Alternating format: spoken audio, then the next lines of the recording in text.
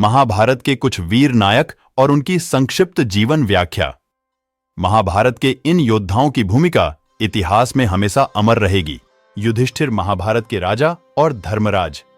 उन्होंने सत्य और धर्म का पालन किया। युधिष्ठिर की युद्ध कला का उल्लेख धर्मराज युधिष्ठिर के शांति पर्व में मिलता है।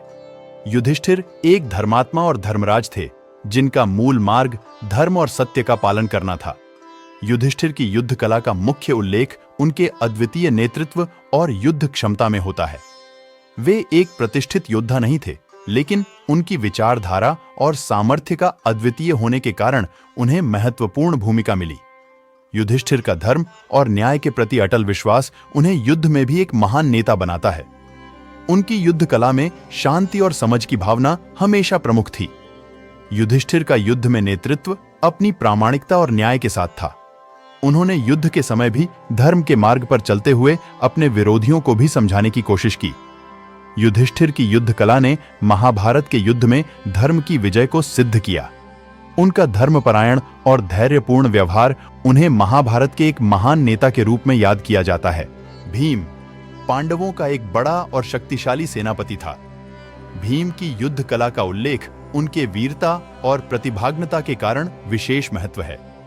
भीम युद्ध के माहिर थे और उनकी शक्ति और बल का वर्णन अनेक प्रसिद्ध महाभारतीय कथाओं में मिलता है। भीम की वीरता और युद्ध कुशलता महाभारत के युद्धों में कई बार प्रकट हुई। उन्होंने युद्ध में अपनी अद्भुत शक्ति का प्रदर्शन किया और अनेक प्रमुख रथयात्रियों को पराजित किया। भीम की युद्ध कला का विवरण महाभारत में उनके विविध युद्ध क्रियाओं के माध्यम से किया गया है। उनका धनुर्विद्या, गदा युद्ध, रथ यात्रा और मुख्य शत्रुओं के साथ युद्ध करने का उनका अद्वितीय तरीका महाभारत के पाठकों को प्रेरित करता है। भीम की युद्ध कला का प्रमुख उल्लेख महाभारत में उनके युद्ध में दुर्योधन के साथ की गई युद्ध के दौरान है।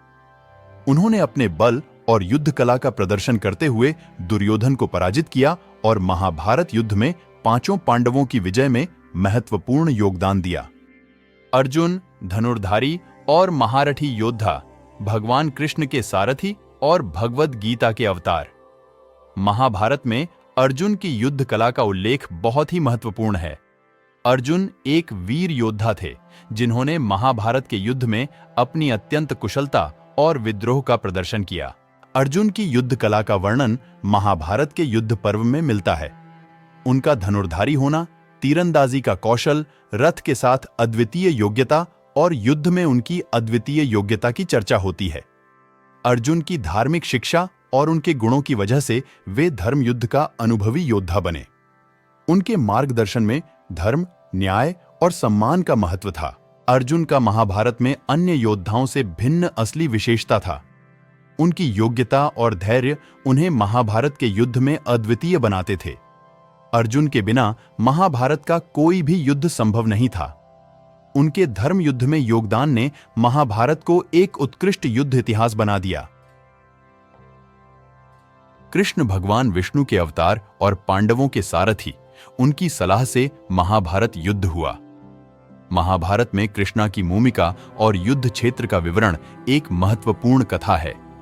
कृष्णा महाभारत के एक महत्वपूर्ण चरित्र थे और उनका योगदान युद्ध के नायकों को मार्गदर्शन और सार्थक उपदेश देने में था। कृष्णा का युद्ध क्षेत्र में आगमन महाभारत के पूर्व संयुक्त राज्यसभा में हुआ, जहां उन्होंने पांडवों की सहायता के लिए अपना समर्थन दिया।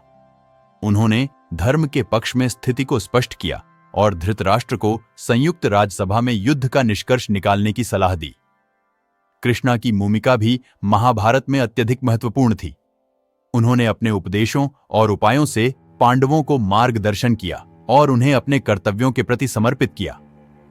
कृष्णा का युद्ध क्षेत्र में अवतरण महाभारत युद्ध के दौरान हुआ, जहां उन्होंने पांडवों को मार्गदर्शन दिया और उनके पक्ष में युद्ध के लिए साथ दिया। उनके साथ पांडवों के पक्ष के युद्ध के लिए वह युद्ध में भी अद्वितीय भूमिका निभाई। कर्ण, सूर्यपुत्र कर्ण, कौरवों का दोस्त और महारथी योद्धा, अपने धर्म का पालन किया। महाभारत में कर्ण की युद्ध कला और जीवन परिचय अत्यंत महत्वपूर्ण है। कर्ण महाभारत के अद्वितीय योद्धा और वीर थे, जिनका जन्म सूर्य और कुंती के पुत्र के रूप में हुआ था। कर्ण की युद्ध कला का वर्णन महाभारत के द्रोण पर्व में मिलता है। उनकी धनुष और शस्त्र का प्रयोग, रथ चलाने का कुशलता और वीरता युद्ध के महत्वपूर्ण पलों में दर्शाई गई है। कर्ण का जीवन परिचय भी महाभारत में मिलता है। उनका प्रारंभिक जीवन कुंती की बातचीत, राजा धृतराष्ट्र की गोद लेना और महाराज पांडु की पुत्री की उपशिक्षा के साथ शुरू हुआ। कर्ण की अनौपचारिक शिक्षा और धनुर्विद्या में उनकी माहिरत उन्हें एक शूरवीर बनाती है। वे कौरवों के पक्ष में युद्ध के लिए महारथी योद्धा के रूप में विख्यात हो गए। कर्ण की युद्ध कला और उनका जीवन महाभारत के युद्ध में महत्वपूर्ण भूमिका निभाई, जिससे उन्हें अद्वितीय योद्धा के रूप में याद किया जाता है। भीष्म महाभारत के दादा पितामह और योद्धा, जिन्होंने पराणा प्रतिज्ञा ली थी और कौरवों के पक्ष में युद्ध किया। महाभारत में भीष्म की युद्ध कला का उल्लेख अत्यंत महत्वपूर्ण है। भीष्म पितामह और कुरुवंश के प्रमुख सेनापति थे, जिन्होंने महाभारत के युद्ध में अपनी अद्वितीय योग्यता का प्रदर्शन किया। भीष्म की युद्ध कला का वर्णन महाभारत के भीष्म पर्व में मिलता है। उनके धनुष और शस्त्र का प्रयोग, रथ चलाने का कुशलता और अद्वितीय योद्धा के रूप में उनकी उपस्थिति युद्ध के महत्वपूर्ण पलों में दर्शाई गई है। भीष्म का युद्ध में अत्यंत अनुभवी होना, उनकी सेना को नेतृत्व करना और विपक्षियों के प्रति उनका अद्वितीय सामर्थ्य महाभारत के युद्ध में अविवादित था। भीष्म का युद्ध में अपने धर्म और कर्तव्य के प्रति प्रतिष्ठित विश्वास भी उन्हें एक अद्वितीय नेता बनाता है। उन्होंने धर्म के मार्ग पर चलते हुए अपनी प्राणों को त्यागने की साहसिकता दिखाई और धर्म की रक्षा के लिए युद्ध किया। भीष्म की युद्ध कला ने महाभारत के युद्ध में महत्वपूर्ण भूमिका निभाई, जिससे उन्हें अद्वितीय योद्धा के रूप में याद किया जाता है।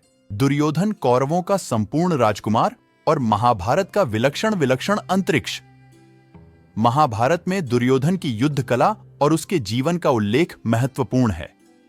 दुर्योधन कौरवों के प्रमुख राजा धृतराष्ट्र के पुत्र थे, जिन्होंने महाभारत के युद्ध में अपनी अद्वितीय योग्यता का प्रदर्शन किया। दुर्योधन की युद्ध कला का वर्णन महाभारत के भीष्म पर्व में मिलता है।